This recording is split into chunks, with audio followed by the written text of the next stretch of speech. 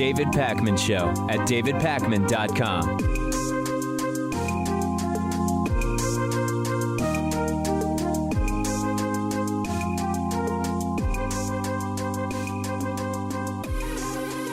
All right, it's sort of feeling like fall here in Massachusetts, which means that in an election year, it's probably primary day because Massachusetts will sometimes have very, very late primaries. And indeed, yesterday, September 1st, was primary day here in Massachusetts, and it was basically a good night for incumbents. We followed a lot of these individual races, which I'm going to go through with you, which had prominent primary races in the Senate, in the House of Representatives. We even interviewed one of the candidates last week. And overall, if you were hoping to see incumbents upset, you did not see it yesterday. So let's go through some of these races. First and foremost, we had incumbent Democratic Senator Ed Markey defeat challenger Joe Kennedy III. Joe Kennedy III, of course, a congressman who is giving up his seat in the House. We'll talk about who won the primary for that House seat a little later. But Ed Markey winning solidly 55-44 with about 1.2 million votes cast. But still, I mean, listen, all that matters is who wins in the end.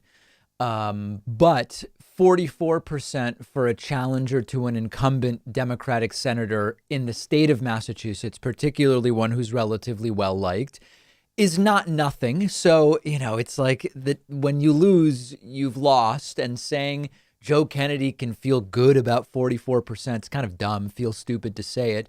But this is not 80-20, 55-44. Ed Markey will retain his spot at the top of the Democratic ticket and presumably will be reelected in November.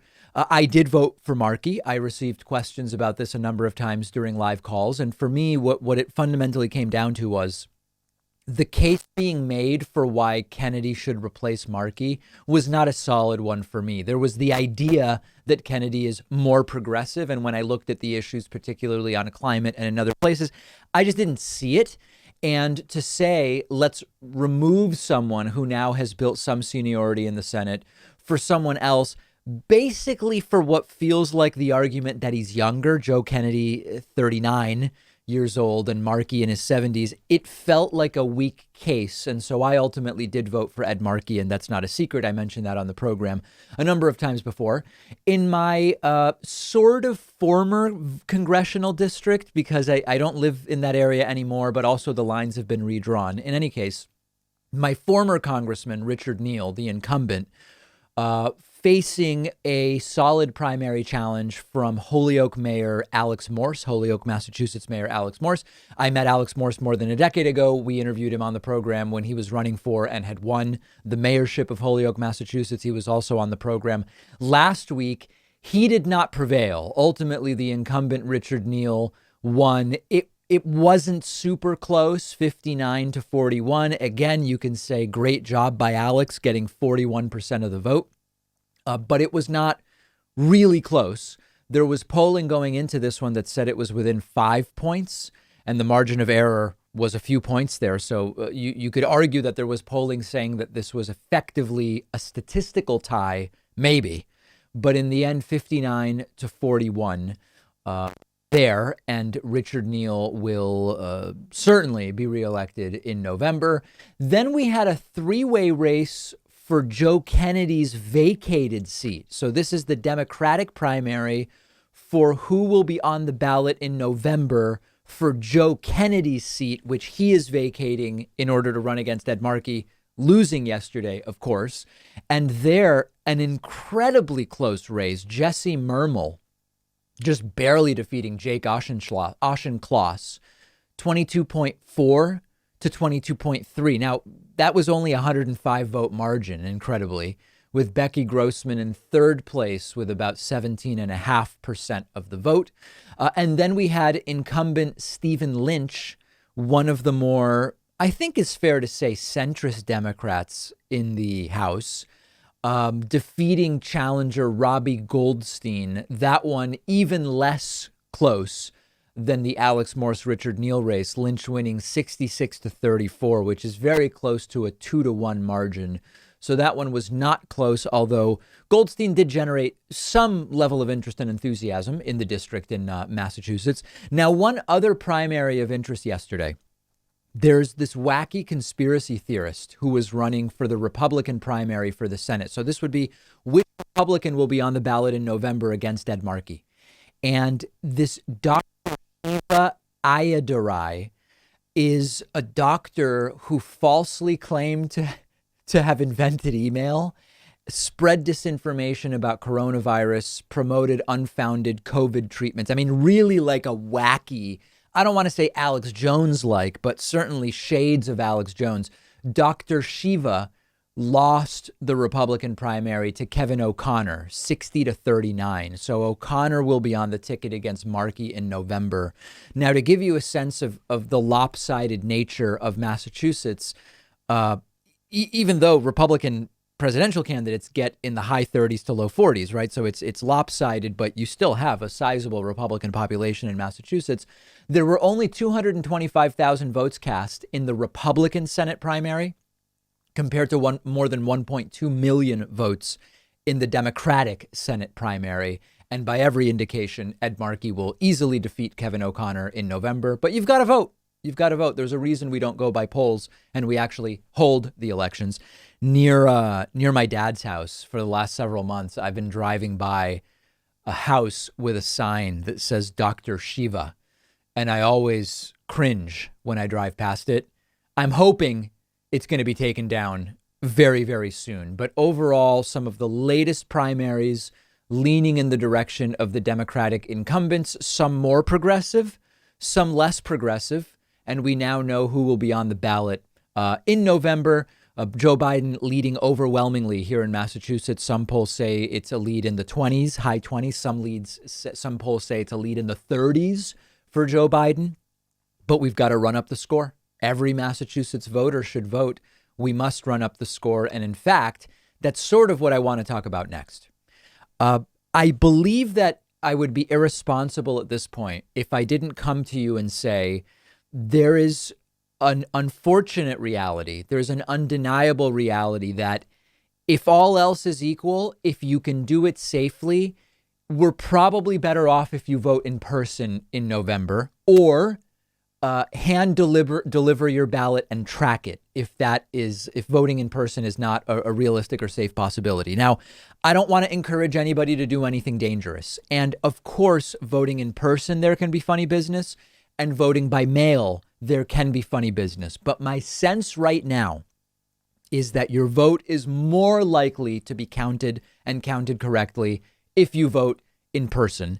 And we now have an additional reason to suspect that it is important to consider voting in person if you can do it safely, of course, which is that more and more data firms are predicting that we could have an extremely chaotic situation where, because we know that those planning to vote in person are more likely to vote Trump and those planning to vote absentee are more likely to vote Joe Biden, there's a very good possibility, based on analyses by a number of political data strategy firms, including Hawkfish, that we may well have a situation where Trump is slightly ahead on election night and will almost certainly claim victory.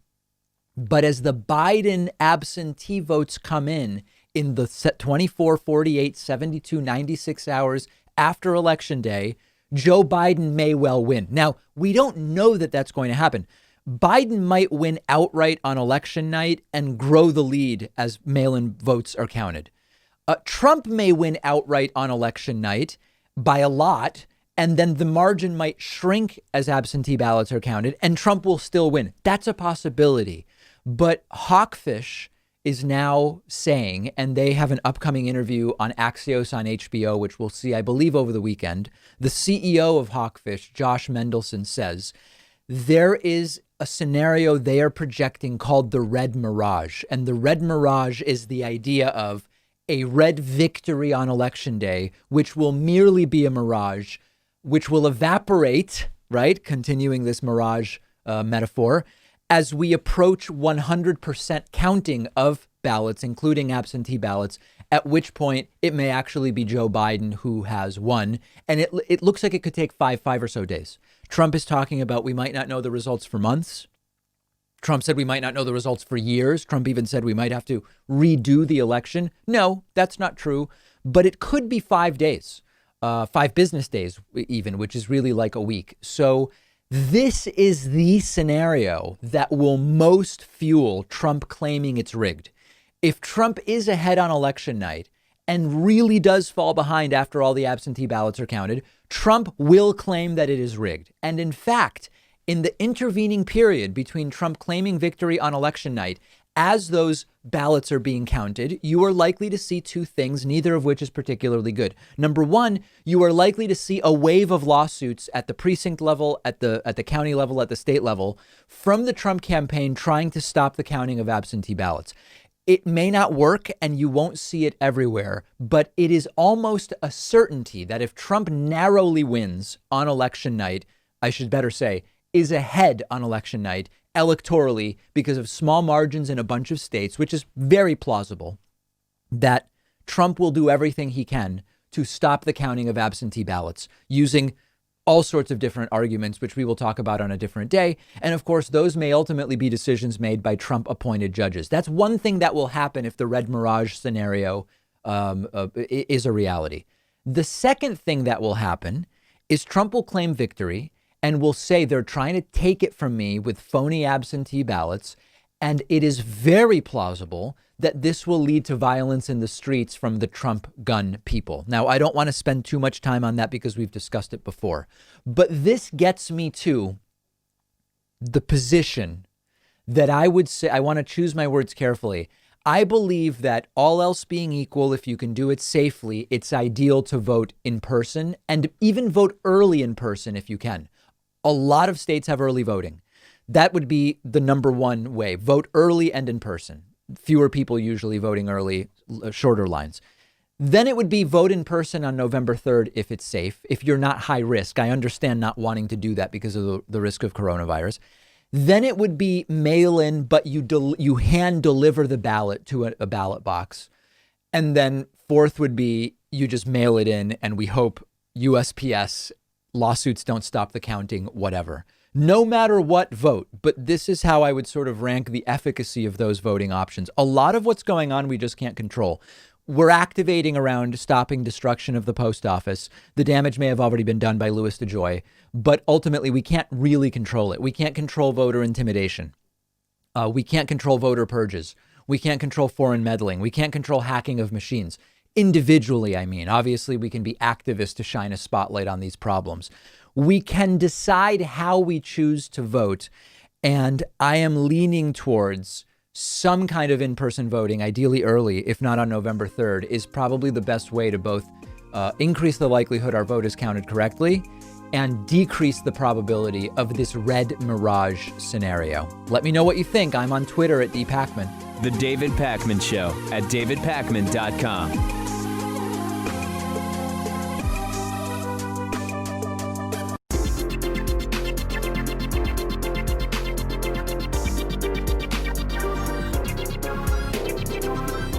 The David Pakman Show at davidpakman.com. So there's been a lot of discussion of if and when Joe Biden is going to denounce violence that is taking place in different places around the country. And the Trumpists and Donald Trump himself have focused in a lot on this. Why won't Joe Biden denounce this? Why won't Joe Biden denounce that?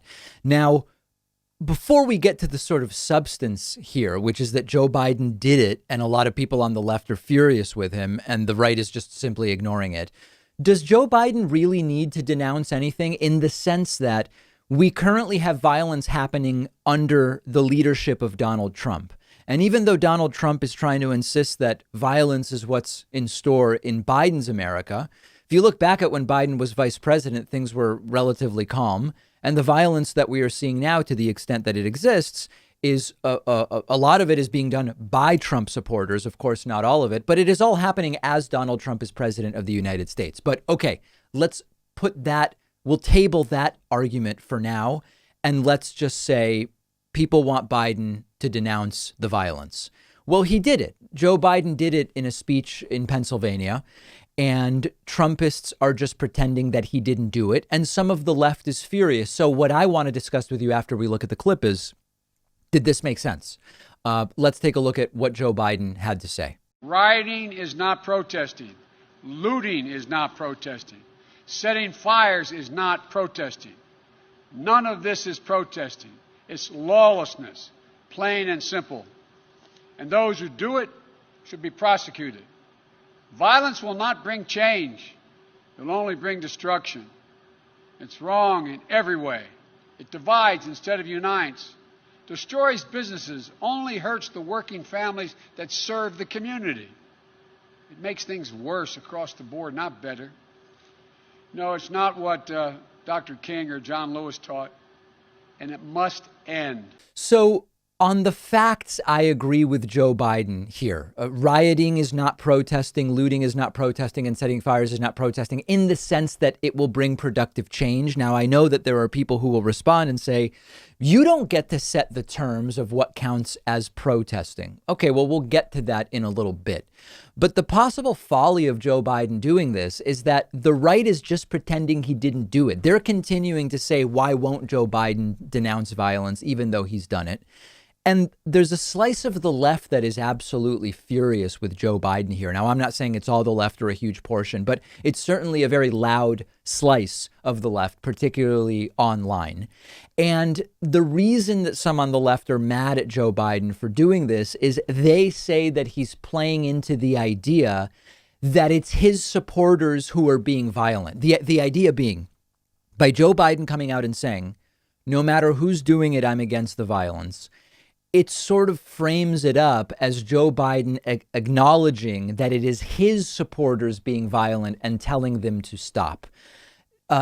I think that there are two sides to this. So first of all, I find it completely reasonable and unproblematic that Joe Biden says violence is bad and I'm against it.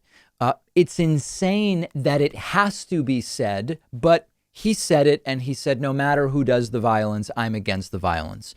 But the second piece is that it's important to clarify at every opportunity that almost nobody on the left is being violent, that a lot of the violence is provocateurs and right wingers. And I hate to say this, but by and large, the leftists that are being violent are overwhelmingly not people supporting Joe Biden, and often individuals who see Joe Biden as much of a problem or almost as much of a problem as Donald Trump. So if there is a criticism of Joe Biden here, it's that he arguably indirectly or implicitly seems to be acknowledging or conceding that some of his supporters are being violent. And I really don't think that that's the case at all. I've not really seen evidence of that. So I don't believe there's any problem with Joe Biden denouncing violence in principle. I do think it's sort of like when, there's an Islamic terror attack and right wingers start saying, why didn't this individual Muslim person who had nothing to do with it denounce the violence? Well, most people denounce violence implicitly. Most people are against violence. I don't know whether that is even something that should be expected, particularly when Joe Biden isn't in power and there's no evidence that it is his supporters that are doing anything. But what I would like to see more of is Joe Biden aggressively placing the blame where it should be placed. Biden should be saying, or let me go back. There are people saying by doing this, Joe Biden is hinting that he's going to police and limit protests as president and limit free speech. That's not at all what Biden is doing here. And in fact, the Obama-Biden administration had a completely normal relationship with the press. Trump is the one that's authoritarian and dystopian when it comes to a free press. And ultimately, this is a sort of discussion of the Martin Luther King perspective on protests versus the Malcolm X perspective. And one of the things that most resonates with me that Dr. King often said was the problem with going to looting, arson, violence as a form of protest is not whether it's morally defensible. Maybe it is. That's a perfectly reasonable conversation to have. But the small percentage who choose to do it often end up hurting themselves. And when protests go to violence, looting, etc., it very often backfires and hurts the very people that we are trying to help through our activism. This is Martin Luther King's view, and you can extensively find interviews with him on YouTube where he says that. That's my take on it. So on the facts, I do tend to agree with Joe Biden. I think the framing of Biden must denounce, he does, and they just keep saying Biden must denounce as if he didn't do it. That's where it starts to get a little problematic. So yesterday, despite the fact that the mayor of Kenosha, Wisconsin said, don't come here, the governor of Wisconsin said, don't come here, Donald Trump forced his way to Wisconsin and had a roundtable event. Now, later I'm going to tell you about some of these. It almost makes sense to call them crisis actors that Trump brought in for this event. But before I get to that, I want to actually play some clips for you of this completely toxic and pathetic roundtable that Donald Trump did, which he started by saying, everybody maybe should look at taking their masks off. Take a look at this. It's a great honor. If you feel more comfortable, you'll say a couple of words. You might want to take the masks off. Otherwise, you can leave them on. Either way you want. Look how fast you took that. So again, the language of pandemic, we beat that. That's over. We got past the pandemic already. Taking masks off is something people may want to do here. We saw it with 1,500 people at his convention speech. No COVID tests, no masks, no social distancing. We're continuing to see this attitude of, the pandemic is in the past. It's not really a thing anymore. Trump then again using this analogy about when police sometimes choke. And you would imagine that after everything that's happened, including George Floyd, and including the debate over chokeholds, maybe Trump would have some other metaphor to use here. But no. And he also points out that he feels very safe in Wisconsin right now. We can't be threatening them with their pensions are going to be taken away. Their jobs going to be taken away. Everything's going to be taken away. They're going to be living a bad life if they utter an incorrect word. You can't do it. We have to have our law enforcement. We cherish our law enforcement. We wouldn't be here without our law enforcement. Even me, I'm here today. I feel so safe. And you went through hell just a few days ago, but I feel so safe. I better be safe, right? I better be safe. But we're all safe, and we're safe because of law enforcement. And we honor you. And I will say this, we have to condemn the dangerous anti-police rhetoric. It's getting more and more. It's very unfair. You have some bad apples. We all know that. And those will be taken care of through the system. And nobody's going to be easy on them either. And you have people that choke. They're under tremendous, I said it yesterday, I said it last night. They're under tremendous pressure. So Trump kind of floated this idea in that strange interview with Laura Ingraham that he did on Sunday night, I believe it was. Or no, wait, actually it was Monday night, where he said, you know, sometimes police choke sort of like when you miss a 3-foot putt in golf, which was not the most fine-tuned and delicate analogy that maybe he could have done. And particularly in light of George Floyd and everything else, choking is probably not the word I would be using. Attorney General William Barr, one of the most extreme sycophants that we've ever seen hold the position of Attorney General, traveled to Kenosha with Donald Trump and insists that the violence that happened after the Jacob Blake shooting was not a legitimate response to a police shooting. Take a look at this. That erupted shortly after the shooting is simply not a legitimate response to a police shooting. And the looting and the arson were unacceptable. And as it progressed, it became more and more distant from the issue of racial justice. It was violence for violence sake. So again, I don't think there's anything wrong with saying looting and arson are not acceptable forms of protest. There are people who think that they are. I happen to disagree. And I think that they are counterproductive forms of protest, more importantly. But notice that William Barr didn't condemn Kyle Rittenhouse, who has been charged with homicide. Trump didn't condemn Kyle Rittenhouse. And in fact, increasingly, the right is making him out to be a hero. So it's not so much about Barr is wrong by criticizing arson. It's that just focusing on arson by leftists is, number one, completely out of sync with what is actually happening on the ground, and number two, ignoring more than half of the story. Donald Trump was asked whether he thinks police should wear body cameras. This is super interesting because what we're seeing time and again is Trump is devoid of substance. Trump is unable to discuss substance and actual policy. He just can't do it. And here Trump is asked about body cameras. He just hems and haws. He literally gives no answer because he can't. Police do not wear body cameras. Should every police officer in the United States wear a body camera? Body cam?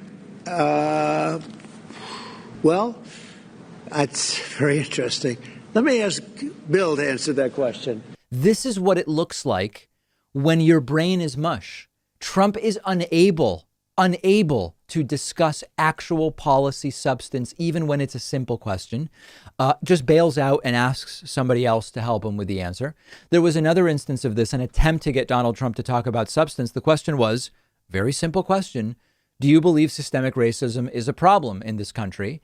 And Donald Trump just doesn't answer and says, oh, we should be talking about protests. We're focusing on violent actions, but there have been countless nonviolent protests here in Wisconsin and across the country this summer.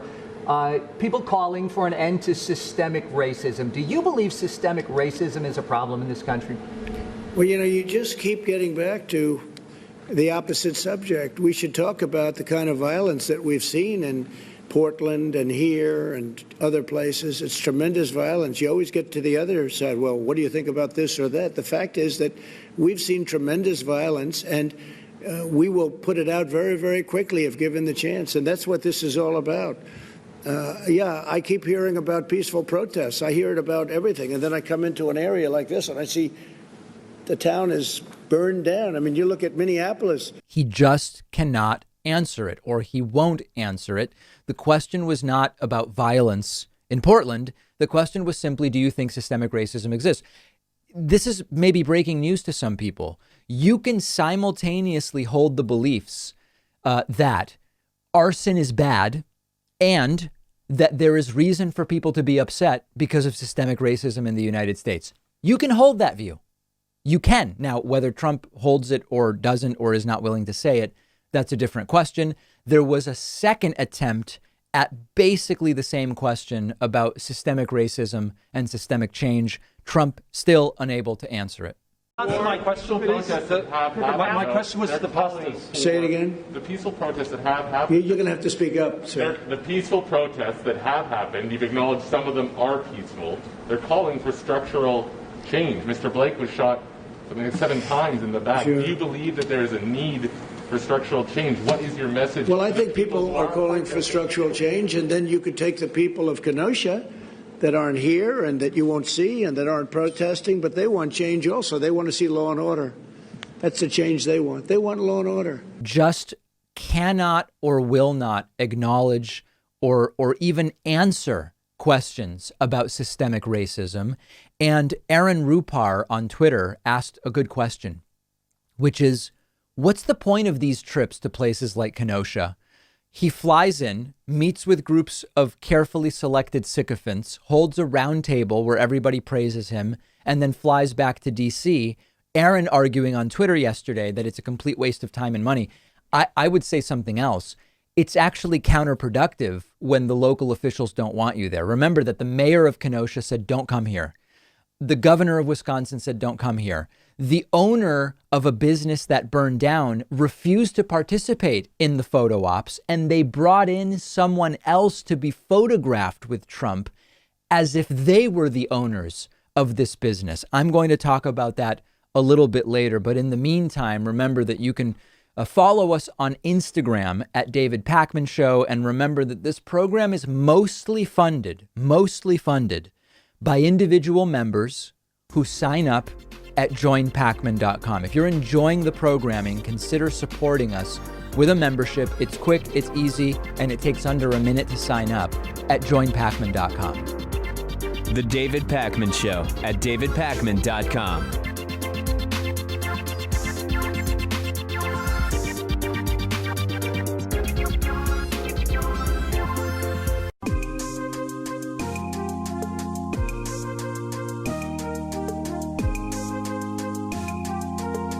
Welcome back to the David Pakman Show. All right, so yes, we have to talk about it. The Donald Trump's health story has gone mainstream, and I want to be really careful with this story because Donald Trump is denying something that has not actually been alleged, and that is extremely suspicious, but I don't want to be alleging that thing. I think you're going to understand momentarily here. So over the last several years, there have been general health concerns about the president. What's going on with his cognitive state? You've got these twitches and spasms that coincide with verbal glitches. You sometimes have upper Trump and sometimes downer Trump. He often seems confused. He sometimes slurs without a real explanation. We've seen him dragging his right leg while walking. We've seen Donald Trump sort of unable to just speak normally, talking about the oranges of an investigation and so on and so forth. And then we had in 2019 that abrupt visit to Walter Reed Hospital, which we were told was merely Trump deciding on a weekend that he had a few extra hours in his day, so he would show up at Walter Reed and get a jump on it. Didn't pass the sniff test at the time. Well, there is a new book coming from New York Times reporter Michael Schmidt, which says that visit to Walter Reed was not Trump saying, let's get a jump on my physical, that it was some kind of abrupt visit due to something medical that happened with Donald Trump. And it was serious enough that Vice President Mike Pence was told Trump may need to be put under anesthesia. Be on standby in case you need to take over for some period of time. Those are the allegations from Michael Schmidt. So the suspicions always were Trump wasn't there for his physical, and the book claims to corroborate that. Now, this would not be typical it wouldn't be typical for Mike Pence to be put on standby in case Trump has to be put under anesthesia. If Trump's really going for a physical, that wouldn't be normal for a physical. So that's so far okay. There's been an allegation made that that visit was some kind of medical incident. Donald Trump tweets out of nowhere that he hasn't suffered mini strokes. Now, you might say, why is Trump tweeting about mini strokes? Michael Schmidt didn't say anything about mini strokes. Well, that's exactly the question. Donald Trump tweeting, quote, "It never ends. Now they are trying to say that your favorite president, me, went to Walter Reed Medical Center having suffered a series of mini strokes. Never happened to this candidate. Fake news. Perhaps they are referring to another candidate from another party." Now, this is disinformation. It has not been alleged that Trump has been suffering mini strokes. Let me be clear.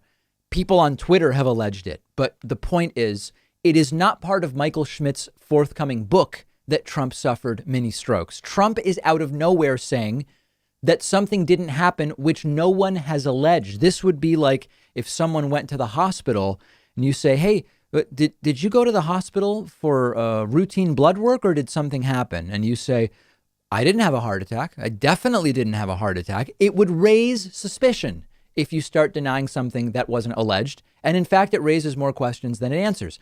Now, I got an email from Daniel, who's a viewer, who says, my mother is a board certified neurologist. I showed her a few clips of Trump's foot dragging, slurred speech, etc., and she was fairly certain he had a mild stroke recently, possibly the night he was rushed to Walter Reed Hospital. So when presented with some of the video of Trump, you can certainly find medical professionals who would ask about something like a stroke, but it is not actually what the book alleges. Now, we also regularly see video, as is mentioned in the email, of Donald Trump walking and kind of dragging his right foot, not picking it up completely as he walks. It is true that such video exists, but again, it is not proof of anything. So here's my take on this. We should be careful not to claim anything happened when we don't know that it did. Yes, the visit to Walter Reed was weird. Yes, it never passed the sniff test that Trump was getting ahead on his 2020 physical. Yes, Trump bringing up strokes when they haven't been mentioned is extraordinarily odd. But we really need to get actual answers about why Donald Trump went to the hospital. And if it was for a physical, there would be no reason that he would be placed under anesthesia, that he would be expected to go under anesthesia, and there would be no reason for Mike Pence to be told, be at the ready. So it is gaslighting for Trump to deny having a stroke because it hasn't been alleged.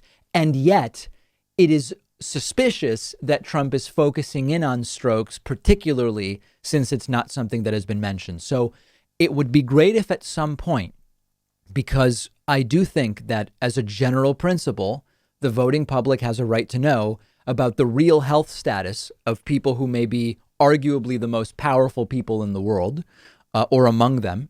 I do think the public has a right to know, and the White House should just come clean about the reason for that visit. Adding fuel to the fire of suspicion is that when asked about this, Mike Pence's answer was, it was certainly squirrely, slippery, let me put it that way. And that's what I want to talk about next. So in the last 24 hours, we have seen these allegations made coming out of Michael Schmidt's forthcoming book, that when Donald Trump was rushed to Walter Reed Medical Center in 2019, it was not that he decided to get ahead on his 2020 physical. We suspected that from day one because it didn't make any sense. But Michael Schmidt is saying that something medical was taking place and that it was serious enough that Mike Pence was told, in case Trump has to be put under anesthesia, be on standby, be ready to take the helm as temporary president of the United States. So Donald Trump raised without prompting that he didn't really have a stroke on that day. Now, that was weird because it hasn't been alleged that Trump had a stroke on that day. But let's put the Trump piece aside and focus on Mike Pence now. Mike Pence was interviewed yesterday on Fox News by Bret Baier. Bret Baier, to his credit, asks the simple and straightforward question. Is it true that you were put on standby in case Donald Trump had to be put under anesthesia that day? The answer does not inspire confidence. Take a look at what Mike Pence had to say. Other candidate from another party. This refers to Michael Schmidt's book, where he says the president went to Walter Reed, which in fact happened in November of last year. He says in the book that you were put on alert to take control, to take office, essentially, if he went under for anesthesia. Is that true? President Donald Trump is in excellent health. And, Brett, I'm always informed of the president's movements. And whether it was on that day or any other day, I'm informed. But there was nothing out of the ordinary about that moment or that day. And I just refer any other questions to the White House physician. But as far as being on standby? So the question is, were you put on alert in case Trump needed to be put under general anesthesia? And Mike Pence doesn't say no. Mike Pence says Trump is in excellent health. I'm always informed as to where Trump is and what Trump is doing, and nothing out of the ordinary took place. And go talk to the White House doctor about how healthy Donald Trump is. Not an answer that inspires confidence. In fact, when I hear Mike Pence say anything but no, what I'm hearing is yes. But Bret Baier tries again. Take a look at what happened. As far as being on standby? I don't recall being told to be on standby. I was informed that the president had a doctor's appointment, and I don't want to spend too much time on it, but I just want to. Yeah, I got to tell you, part of this job is you're always on standby. As your vice president of the United States, but the American people can be confident that this president is in remarkable good health, and every single day I see that energy in high relief. I want to talk about. I don't recall being told to be on standby, says Mike Pence.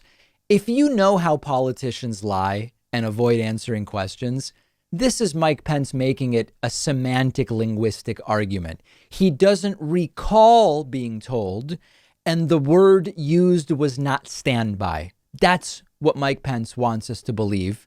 And then he goes back to this refrain of Trump is in great health. These are not denials, my friends. If I had to sum up what Mike Pence is saying, if I run what Mike Pence is saying through a politician decoding device, Mike Pence is saying, yeah, that's what happened, and I don't want to talk about it. No sane person could realistically watch that answer and think that Mike Pence is answering truthfully. If someone is asked a yes or no question, and they talk and they talk and they talk without answering the question, then the most likely answer is the one that would be most embarrassing, which in this case would be, yes, it is true. We lied. Trump didn't go to Walter Reed for a physical. Trump was abruptly rushed to the hospital. There was the possibility general anesthesia would be needed, and I was briefed to be on alert for that. He starts the answer with the biggest lie. Think back to that. He is asked about whether this took place, and he says the president is in great health. We know that's not true. Donald Trump is obese. He's medicated for high cholesterol, and he eats a terrible diet of fast food and doesn't exercise. So it starts with a completely obvious lie and gets worse from there. So we should continue to be careful not to make specific assertions about what happened when these are not the allegations that anybody with insight is making. So when Trump denies that he had a stroke, we shouldn't say, oh, he definitely had a stroke, but it should raise our suspicion because it hasn't been alleged. Trump is the one raising the idea of a stroke, and that's what's the biggest red flag here. Let me know what you think. I'm on Twitter at @dpacman. What do you make of Donald Trump's tweet denying he had a stroke, which had not been alleged, and Mike Pence refusing to answer the simple question? Let me know what you think. I'm on Twitter at @dpacman. The David Pakman Show at davidpakman.com.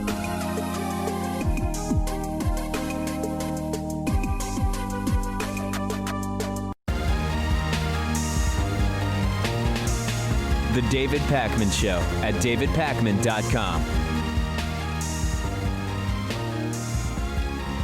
Okay, so let's now get to this just crazy, dishonest story from Kenosha, Wisconsin, where the term crisis actor, which is often a staple of right-wing conspiracy theorists, it almost works in this story. Take a listen to this. So yesterday, Donald Trump went to Kenosha, Wisconsin. The mayor didn't want him there. The governor didn't want him there. This was the site of unrest over the weekend, last week, in fact. And this is the location where 17-year-old Kyle Rittenhouse was involved in shooting multiple people, killing people, and ultimately charged with homicide. This is the place. This is the epicenter. And it turns out that there was a business burned down in Kenosha, which is a century-old camera shop. And it's owned by Tom Graham. Now, Tom Graham, that's G-R-A-M, not G-R-A-H-A-M, just Tom Graham, G-R-A-M. Tom Graham was invited to participate in a photo op with Donald Trump in front of the burned down shop. And he refused. He refused because he realized he was going to be used as a political prop. And he said, I'm not going to participate in that. But if you watched the event, it certainly seemed like the owner of that camera shop was there. And the reason is that they brought in a different guy. They brought in the previous owner of the camera shop. They got a stand-in. They got a guy to act in this crisis as if it was his business that burned down. If you look at the picture, you see John Rode. Now, it's Rode Camera Shop, so that makes sense, right? Well, no, because John Rode hasn't been the owner of Rode Camera Shop for 8 years. Check out this video from the event. So this store was here 109 years, just about the oldest in the nation, doing what you did. Oldest in the state, for sure. It's fantastic. And we're going to help them a lot. I think we're going to help them a lot. Would you like to say something? I just appreciate President Trump coming today. Everybody here does. We're so thankful that we got the federal troops in to help, because once they got here, things did calm down quite a bit. And our city police and sheriff and fire departments are awesome. They work harder than you can believe, 24/7. That's true. These gentlemen did a fantastic job working with the federal government, and it was really great. And once we said, let's go, that was the end of it. Unfortunately, they had a few days when people wouldn't call us. They didn't want to have us come in. They just don't want us to come in, and then destruction is done. A day early, we would have saved your store. Absolutely. 1 day early. 1 day early.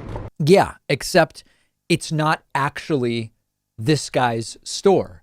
The actual owner immediately refused to participate, saying, quote, I think everything he does, meaning Trump, I think everything he does turns into a circus, and I just didn't want to be involved in it. And he watched on TV. Tom Graham saw on TV Trump show up and talk to the former owner and saw John Rode commend Donald Trump in his response to the unrest in Kenosha and congratulate Trump for sending in troops and all of this other stuff. Is this a crisis actor? And I'm not really saying it. I mean, okay, it's a term that right-wing conspiracy theorists love to use when it doesn't apply. When we had the horrible, horrible shooting, school shooting at Sandy Hook in Connecticut, you had Alex Jones and others talking about these are crisis actors. There are no real victims, so on and so forth. I think ultimately Alex Jones had to backtrack on that because he got sued, but many others were saying it as well. Crisis actors is a phrase, a term that they love to use. That actually seems to be a term that applies in this particular case. And it has not been this guy's store for 8 years. And yet he is presented as if it is his business that has burned down. Now, TMJ4 News reached out to the White House to ask, why did Trump claim that that was the business owner when that is not the business owner? And the business owner, in fact, opted out of participating here. They have not yet responded with a comment. And I am sure that they either will not respond or will come up with some justification as opposed to saying, we made a mistake. Why? Because Donald Trump has never said that he has made a mistake. And it is all in continuing with the... So earlier in the show, I read a quote from Aaron Rupar, who I follow on Twitter, and he posts a lot of great content. And Aaron said, what exactly is the point of these visits to places like Kenosha? The authorities don't want, the officials don't want Trump there. He just shows up and meets with sycophants and pretends that everybody is just so grateful for him, and then he leaves.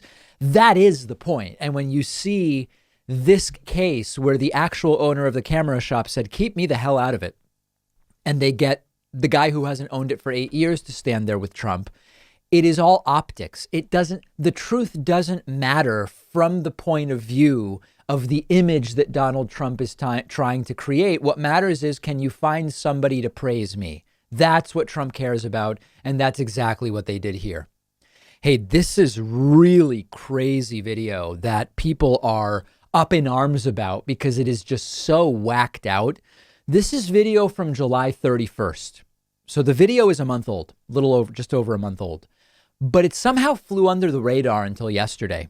Donald Trump did a roundtable on July 31st with the National Association of Police Organizations leadership as a protest of, as a sort of counter-programming when protests of police brutality were raging in the United States at the time. And very similarly to Trump's recent statements about what happened in Kenosha, about what's going on in Portland, Trump at this event generalized that the protesters are the violent anarchists and they are determined to assault police officers. Police officers are in danger. Police officers are the victims, despite, of course, being the ones who hold the power in the power dynamic that exists with law enforcement. And Trump went off on a tangent about protesters throwing things, frozen bottles of water, bricks, whatever. And then Trump went into a 1 minute long bizarre attack on cans of soup and bags of soup. What the hell is a bag of soup? The video somehow slipped under the radar back on July 31st. It is something else. Take a look at this. It's water. And then they have cans of soup. And they throw the cans of soup. That's better than a brick because you can't throw a brick. It's too heavy.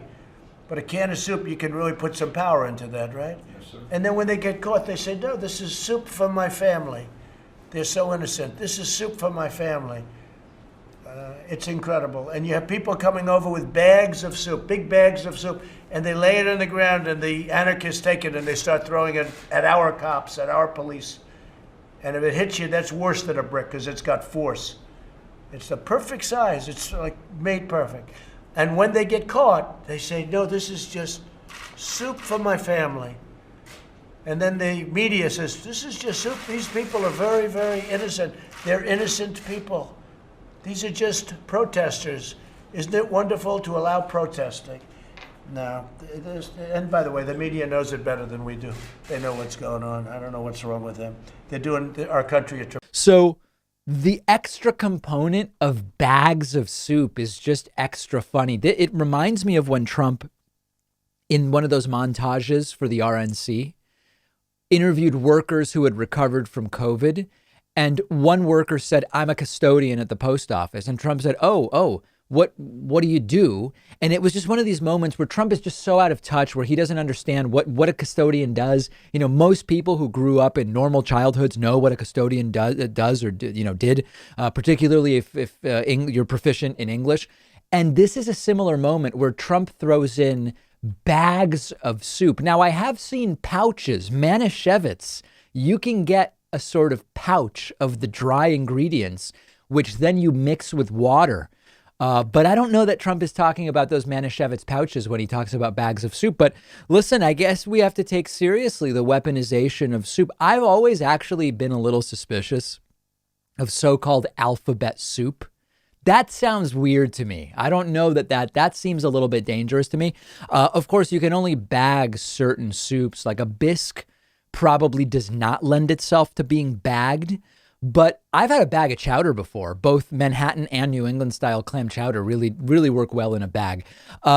This actually really is the exact type of Trump going somewhere in his mind where we can't tell whether it's a joke or something is wrong with him. And of course, Trump has no sense of humor. So we very quickly end up at like, something seems to be very, very wrong with this guy. It's a delusional rant about weaponized soup.